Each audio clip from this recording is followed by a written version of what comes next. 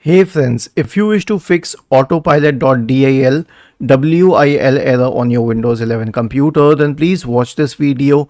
I will guide you through the resolution. So the first solution is to disable Microsoft Account Sign-in Assistant Service. Now how do we do this? Search for services in the Windows search bar and click on services. Now scroll down to Microsoft, because this list is in alphabetical order. You'll find the Microsoft Account Sign-in Assistant. Click on it. Change the startup type to disabled. Click on apply, then on OK. You don't need to stop it. It will stop itself in a while, or you can stop it if you want to. The next solution is to remove overclocking. Now, how would we remove overclocking? This isn't a single software for it. There are many software products. So I won't tell you the procedure for it. Depends upon the software product, and it's very easy. So, but if you have overclocked your computer, you know what you did.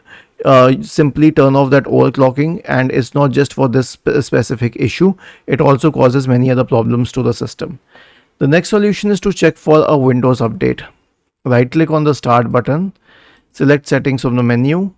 Go to the Windows Update tab on the list on the left hand side. Click on check for updates in the right pane. The last solution is an SFC scan. Search for command prompt in the Windows search bar and click on run as administrator in the right pane to open the elevated command prompt window. Now in the elevated command prompt window, type the command sfc /scan now and hit enter to invoke the SFC scan. Was this helpful?